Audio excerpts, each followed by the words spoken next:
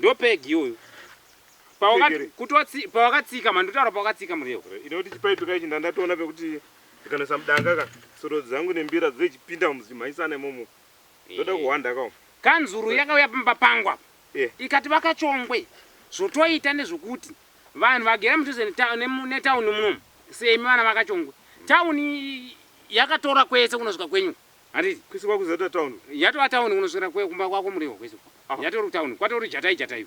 Saka zvakuikwa ndezvekuti kutanga apa uri kuona apa ndaona kamugero pa ilaini rekuti ukaita zvaunoita kurasa hunhu mumba mako mutauni zvoti zvakadai zvopfuura zvitora zvangu apa zvotora zvababa big up nemapaipi mumu zvichitoenda unoona zvichi saka ndo nyaya yatiwapa hatichaende kudondo hamuchaende kudondo kungovaka imba yako muriwo pano ndo pawakapuwa pano pamuriwo ndotovaka imba yako wapedza kuvaka imba yako flaga basket. Mvura vari kuuyisa futi mvura vekanzuru. Ichange wakuvhura tepe auchatiki mugodhi umu.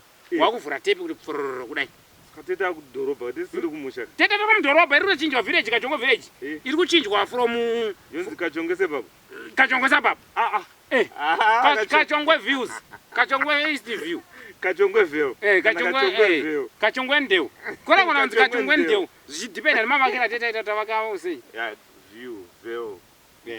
But ndeu inogona kuti ndo pamuchaona chimoto chomukadzi wako nemuroora ipapo. Bozi mema kuti pamwe dhore muroora rakanangana nerako. Uri mu atinosiya kumusha uko. Muroora wachibuda. Atinosiya uko kumusha. Hakusina kumusha. Aurira kuda kuvakwa kwese ro. Kuda kuvakwa kunosvikira kwese kwedu. Kombudzi todzidi. Mbudzi dzako dziri kuuya kuno. Akati pasaka inini ndakuradza pako. Mari yechioneswa. Inodiwa. Mari kuti yakukuradza kwandaita zvo. Ndimikanzurereza. Baba. Mari yetu kutokuratidza kwandatoita ikoko. Sabhuku ndiani komu? Haichazi village ke. Sabhuku ndiani omu? Mamkuma village ka. Ira matari ataundi. Ndati sabhuku ndiani? Handani ngangu ma street haichanzi village. Ba akuradza ndiani? Iwe murewa unongobva muusabhuku chingopinda muukanzuru. Ndakanzela ini. Unoziwa? Ndatoka. Ndatokanzela. Mamuri sabhuku manzi kanzela. Kanzela straight. Ndiri kutoenda kwese ikoko. Ndikungwariwa from sabhuku to cancela straight ngasike eduka.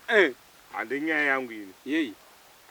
Ndiri kuita musandivhotera ndiri kugadzikwa. Ndiri kugadzikwa nekanzuru straight. Kumba kwangu. Am cancela of cancel. Akachonga ndisora nyaya iyo kanzuru. Ndisora nyaya dzekumba kwangu. Kumba kwangu. Akusisiri kumba kwako kuri kubviswa. Ukuchagadzikwa pangu uchatogara muroyi wako pamba pako paya. Anongogara paya kunajara boto. Nyaya dzamai kujaga nemuroora dzedzi ndiri shungurudza. Dziri kuendera mberi. Kumba kwako ndounosvikira nganga kaunongada kushanda muno ana mutsika mutanda wachi. Saka ndaida kuti unditsvaga. Ameni pandichati wakansela kuti wachasvikirira. Ndimutauni mune usadwe zvana kutsika mutanda. Bozi vachi. Saka ndiri kuti inini. Woudza Jinda kuti next pegi rapo ndiyajinda. Ichakaende kujinda.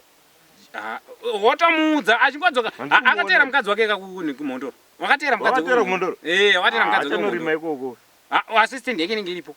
Ndiri kutaverenga izvezvi. Kanzuro yakati panguva yekuti ndingoverenga. Ndikaverenga nguva yakakwana asati abuya. Ndiri pamunhu. Nekuti yakava padhuze nesu pakanaka. Kujata kana ari munhu akangwara. Ngave andipoonei.